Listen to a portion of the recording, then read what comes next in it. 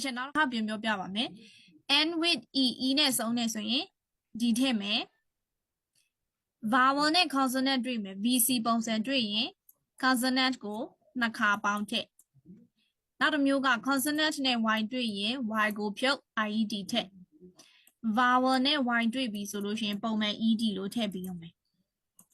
အဲ့ကျတော့ကဗျာနဲ့မှတ်မယ်ဆိုရင်ဘယ်လိုမှတ်လို့ရလဲဆိုတော့ E နဲ့ဆုံးရင် ED ပါ VC တွေ့ရင် double C CY တွေ့ရင် Y ကိုဖြုတ် IED လေးထည့်နောက်တစ်ခုက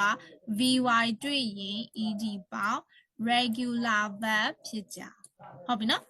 irregular verb မှာပဲကျွန်တော် rule ရှိမယ် irregular verb မှာကကျွန်တော် rules တွေမရှိဘူးအဲ့ဒါကြားလို့ရှိရင်တော့အလိုရတလောက်နီးပါဖတ်ထားမယ်ရေးကျင့်ထားမယ်ဆိုလို့ရှိရင်ရမယ်နော်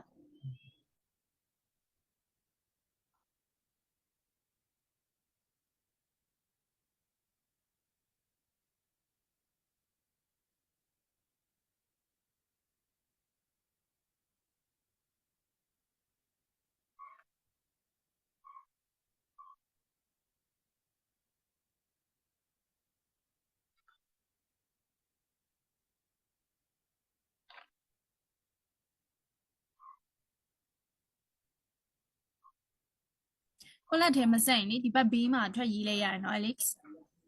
ဟုတ်